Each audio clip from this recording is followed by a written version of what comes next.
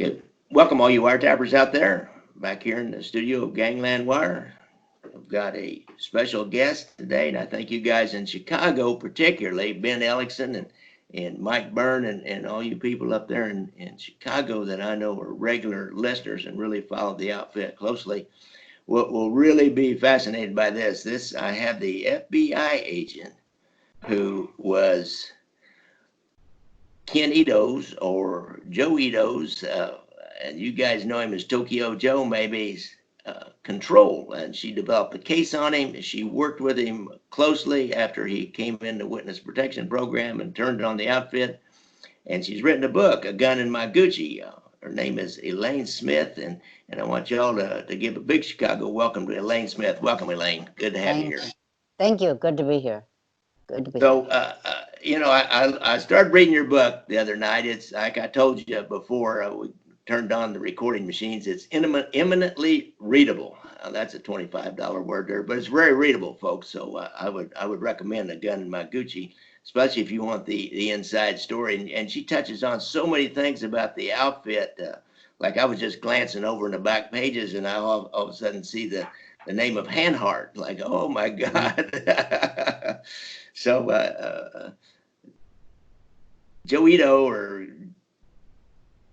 all of a sudden I've lost his Tokyo Joe was really ensconced in the Chicago outfit at a really high level.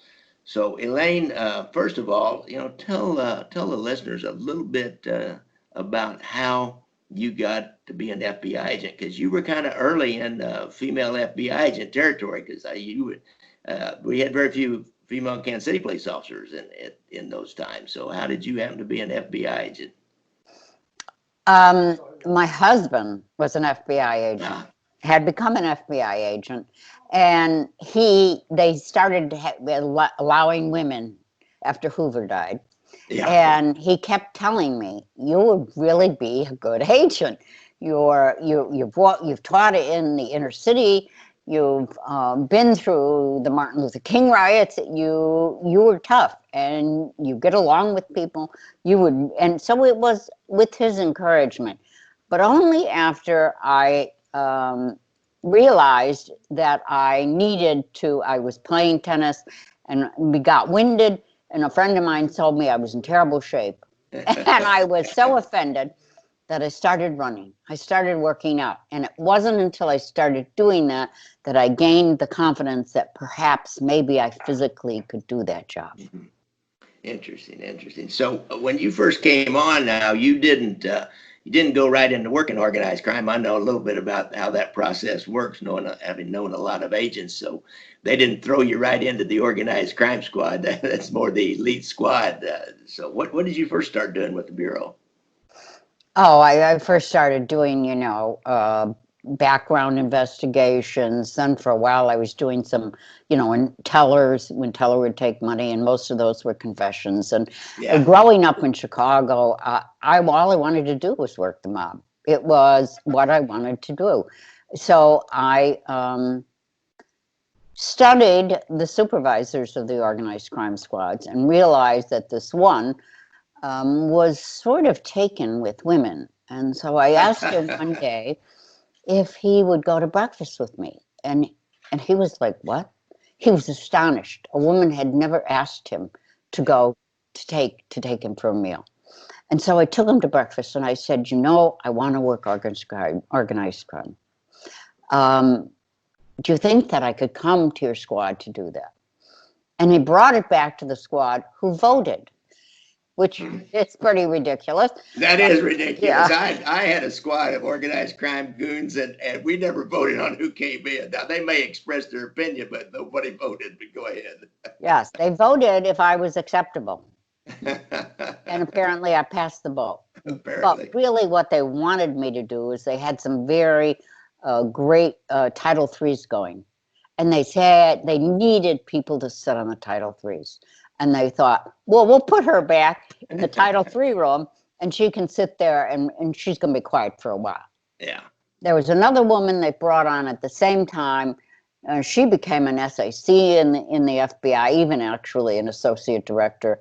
who was just astonishing. And both she and I sat on these Title IIIs for months and months and months. And then they finally let us out.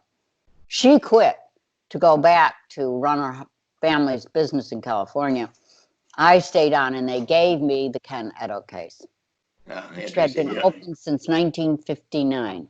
And there were like 25 pages in the case file. Wow.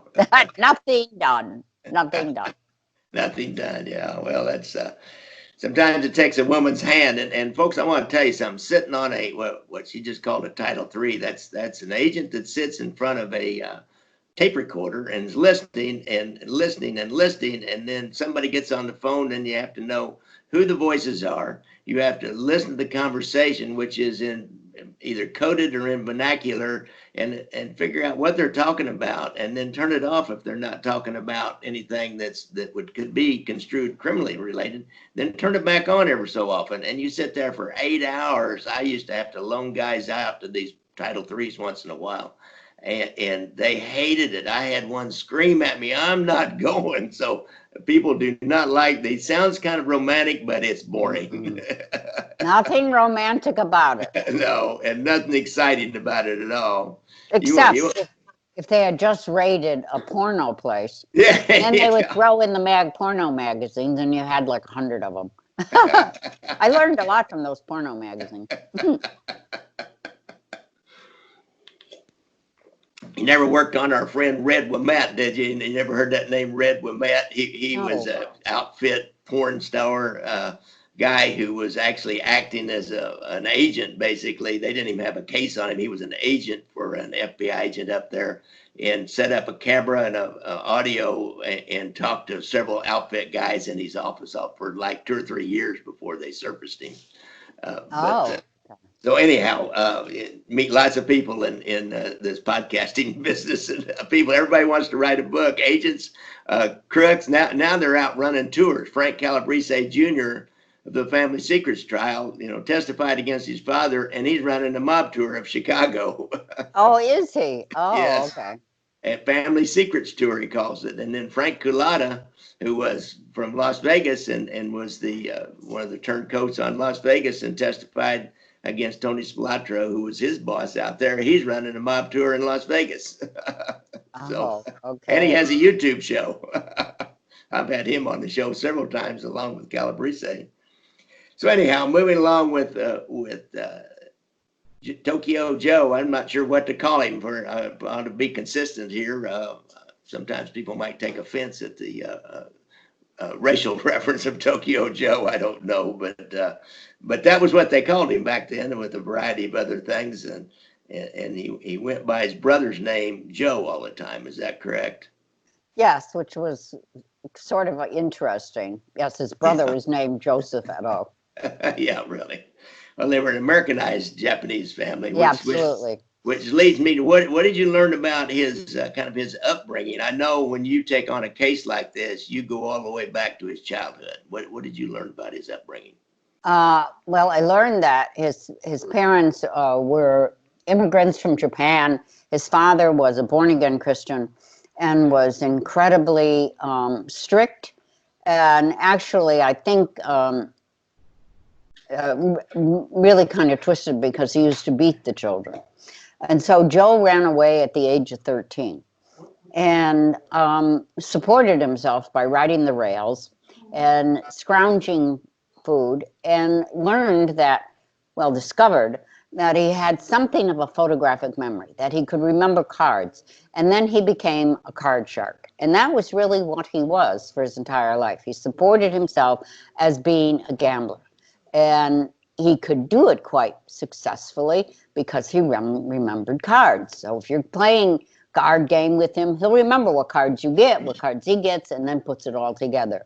And so he was quite successful. And after he was interned in World War II, he left Idaho and went to Chicago because he heard that there was great gambling. Well, no one gambles. No one really is a big gambler unless you're under the arm of the mob. And immediately he was taken under their arm and had to pay tribute, as much as 50% of any of his winnings. they also organized these big high-stake games. And so the mob would always enjoy having him there because they knew they would get 50% of his winnings. And that was where he met Rocky and Felice, Joe Ferriola, Vince Solano, because they were all soldiers. They were like guards at these, card games. Up and comers, muscle. Yeah. And he got to know them that way. And for years, 38, 39 years, he worked with them. Interesting how that you mentioned that Joe Ferriola, and he was the one I read about him.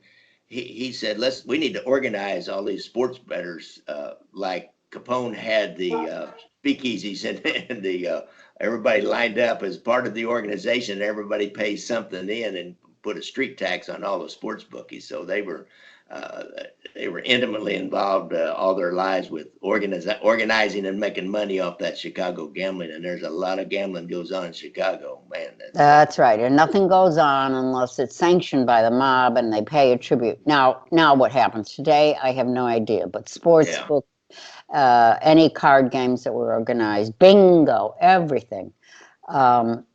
Joe always had a great admiration for Joe Ferriola. He thought he was really smart. And he was an instigator of organizing things. Oh, interesting.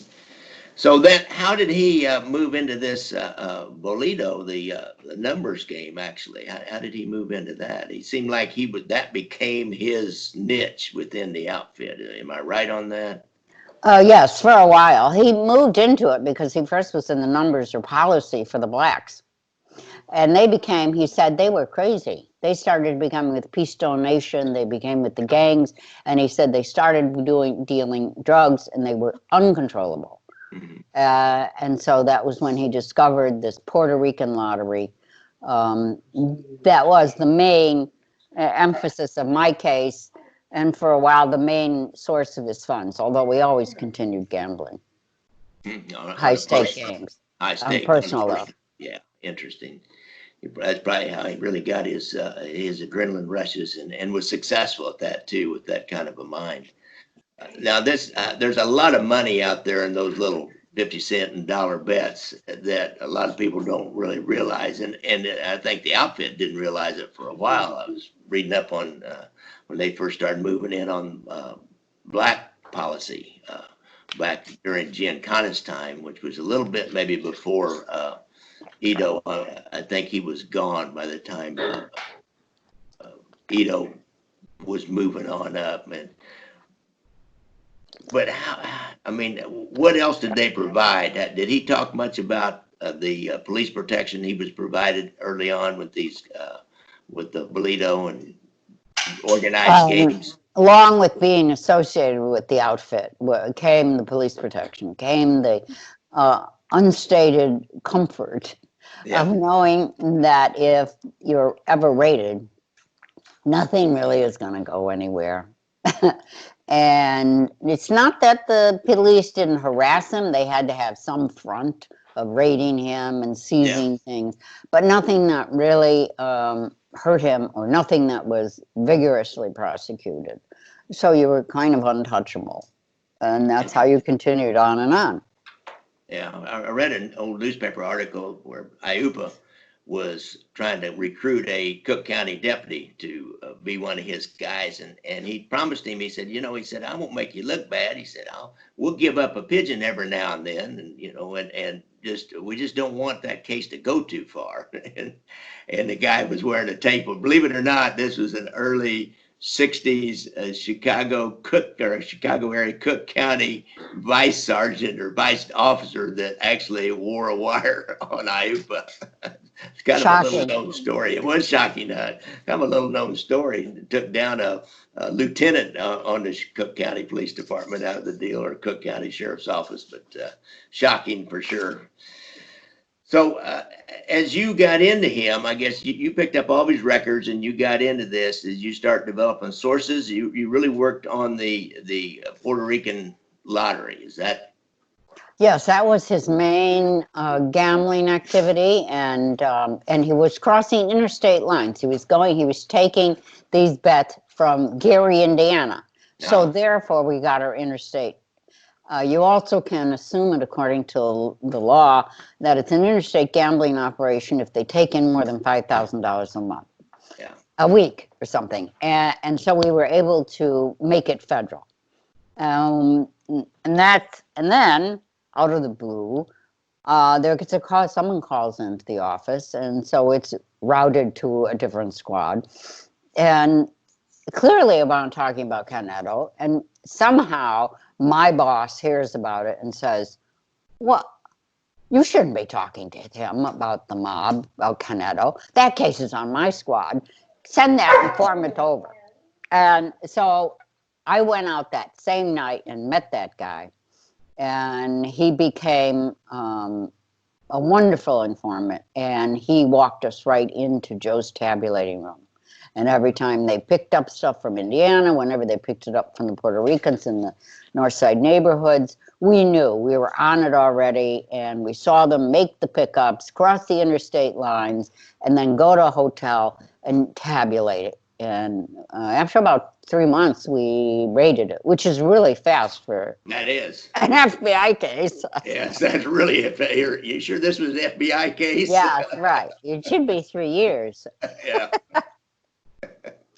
Yes, but then, and then, so we had all that gambling information and records. I sent it back to headquarters. They told us how big the operation was. They, looked at the numbers, and it was a very large operation, covering about $100,000 worth of bets a week. So it was a very, yes, a Wow, week. that's big. So Very just big, yeah. they just kept a percentage of that, but even a percentage, 10% is $10,000 a week for the Yeah. outfit. Wow. Well, so it was a really big business. And when we indicted Joe, which we had to wait 18 months to get it done because the United States Attorney's Office was kind of dragging their feet,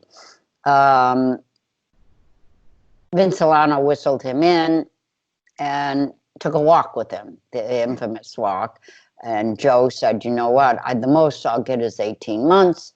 I can do it standing on my head. And Vince seemed to be very worried about Joe. Of everybody that worked for Vince, Joe would have never talked. Joe never would have talked. He was Japanese. He was also what he called samurai. And they took an oath that he would never snitch on anyone. So Joe could have gone and done 18 months, but Vince was paranoid and not very confident. And he got Jasper Campisi, Kansas City boy, and John Cattuso, who was just coming up in the outfit, to invite him to dinner. And when they got in the car, they attempted to shoot him. And they shot 3 times, boom, boom. And Joe's saying, as I hear these shots going off inside the car, and I feel this on my head, but nothing's happening. I'm not dying. Yeah. He says, I'm going to pretend that I'm dead. And as he's falling down, he gets a 3rd shot in his head. And he falls on the front seat, and he pretends that he's in the deaths, the last stages of dying. Like he said, I wiggled like a chicken. He'd seen that on TV. I guess. And a head wound bleeds profusely. So both of these Gumbas, Cattuso and Campisi, thought that for sure they've done the job. And they get out of the car, slam the door, and run away. And Joe realizes, I'll let him run away. And he gets out of the car. And about a half a block away was a pharmacy. And he staggers into the pharmacy, and then bingo. That was it. That was it.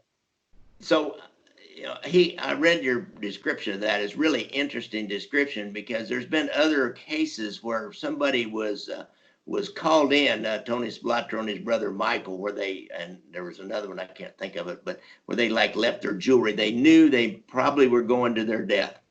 And your description in the book was obviously from him. That was a really interesting description. Kind of tell us a little bit about, what he was thinking, what he was feeling when they called him, said, we're going to take you out to eat and use your car. And that puts one of them in the back seat and one in the front seat. It's a perfect setup. for murder, and he knew it, but he went anyway. Tell us about that description. I asked him many times because it was incomprehensible to me. Why would you go to your death? Why would you do this? And I think there's always the outside. He was a gambler. And he says, he balanced the odds, and there was always an outside chance he could talk his way out of it. But he was just convinced that there was no other life for him. He had to go face. And he took a bath, and put on his best suit, and told his wife where his insurance policy was. And he went, and he said he got in his car, and it was February, and it was cold, and he said, I sat in that car for like 20 minutes, not knowing if I should start it and go to this meeting. But he finally did, and he drives to the meeting, and he knows he's driving to a hit. He really is convinced of it. He'd never been out to dinner with Vince Solano. Vince Solano had never invited him out to dinner. This was highly unusual. He knew he was going to his last supper. And then as soon as Cattuso and Campisi got in the car, he knew it because he said John Cattuso's hand was just shaking, just totally shaking. And they gave him directions, and he gave him directions to a restaurant that he had no idea. He never knew anybody that went there. It wasn't a mob place. Yeah. And then they asked him to pull into this parking lot, which was against a railroad track, and it was dark. And he just followed the instructions. He just went along. And he said they had their chance. They had their chance, and now I'm talking. Yeah, interesting. Well, and one of them was a former, or maybe even current, Cook County deputy sheriff. Am I not correct on that? Is that? Yes, but that was sort of an honorary thing. I'm not sure. Okay. They went to extensive firearms training. Yeah, all right, I got you. We used to have the sheriff's posse. If you're a big donator to the sheriff's campaign in Jackson County, then you were part of the sheriff's posse and had a uniform, and you even put red lights and siren in your car, which boy. And maybe even they put a radio in for some of the big donators. We had a guy back in the 50s that was one of those, and he was running slot machines in eastern Jackson County, and he had a big siren right on the hood or the front fender of his car. So there's a long held tradition of people who get connected to sheriff's offices that want to be a part of the posse. Interesting. Right. So you go on, you get a call when you're on vacation. You're out in Vail skiing. You got probably sounds like a lifetime history of liking to go snow skiing in Colorado. Yes. So you get a call on vacation and learn that Ken Ito has been shot, but he's not dead. So you fly right back to back to Chicago. I wanted to. No, you didn't? I wanted to. I said, I'm there. I'm taking the first plane in the morning. And my boss said to me, no, we've got this handled. You're going to not take another vacation for a couple years. So finish your vacation. And I said, this case is mine. This case, you're not giving this case to anybody else. This case is mine. And he said, don't worry. He was honorable. He said, don't worry, Smith, it's yours. Yeah. So then I said, okay, I'll stay on vacation. All right. Well, good. And kind of the rest is history when you get back. But folks, we're not going to go into all this book. You got to buy this book to find out all what she learned as she debriefed and worked with Tokyo Joe, Ken Ito over the next 2 or 3 years. He flies around the country, even came to Kansas City to testify about the Chicago outfit, because you have to show juries that it's an organization, and so they've got pictures they can show, like the Last Supper picture that was so famous, where they're all sitting around the table and Joe Lombardo standing up in the back with his suit on. But Ken Ito is a guy that can come in and say, okay, that is Joe. I said I lost his name. that Joey Lombardo. That is Joe Lombardo. That is Joey Iupa. Yeah. Lombardo reports to Vince Solano, or Vince Right. Solano reports to Iupa. That's how it works, and you have to explain that to juries. And so he became a storyteller and flew all around. And you came to Kansas City with him when he testified. I understand. I went with him everywhere that he Okay. testified, to just make sure, number one, that he wasn't mistreated, that he was honored. I was with him every day.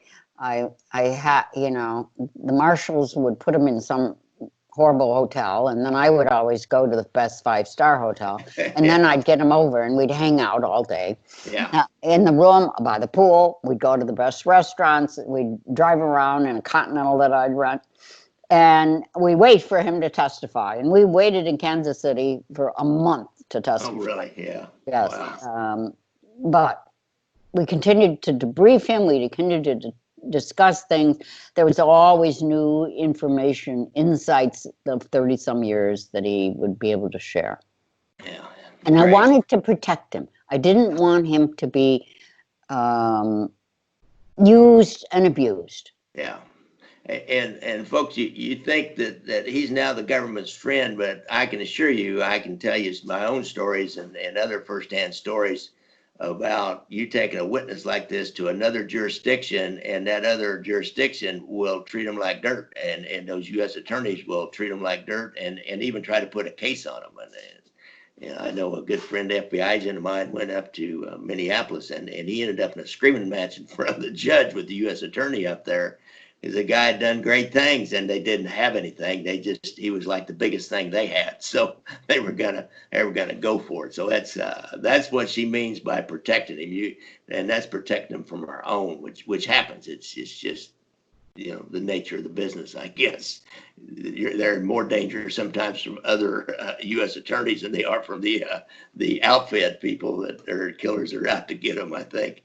But anyhow, well, it's been great, Elaine. I really appreciate you coming on here. My pleasure. You're going to do another podcast with my friend, former FBI agent from Philadelphia, Jerry Williams. Jerry Williams, yeah, you're going to do her. She has a good show. I listen to hers all the time. She focuses more on the agents, and I try to focus more on the crime stories, the kind of the blood and guts, day-to-day things. But she has a good show, and you got that book out there. It's on Amazon, I'm sure. Yes, oh yes. Two outsiders take down the Chicago mob, and it's amazing what his testimony revealed and how there were numerous, 85, he's credited with 85 convictions. And wow. It's amazing. It's awesome. I called him the Rosetta Stone of the Chicago outfit. Really? I did a show recently with another guy called the Mob Blunders, and this was a mob blunder of all times, trying to kill Tokyo Joe. That was especially when they didn't get it done. But even just trying to kill him was a blunder. It was just because it brings heat down. It brings heat down like crazy on him. And obviously, Vince Solano knew little about history and the samurai culture and Japanese warrior spirit. Obviously, he should have looked back to World War II about all those Japanese that wouldn't give up and would commit suicide before they'd ever give up and stayed in those caves till they burned them out. He knew nothing about history, but that's thank God they make mistakes like that. Yes. Yeah. And we're just sitting there waiting for them to make a mistake, aren't we, Elaine? Right, always. All right, Elaine, I really appreciate it. Oh, and you Chicago fans out there, you might notice that I got my Cubbies hat on today. Elaine, I wore this for you and for all the rest of you Chicago people out there, because I know you'll be interested in this show. All right, thanks a lot, Elaine. You're welcome. You're welcome. Bye, Gary. Bye. Bye.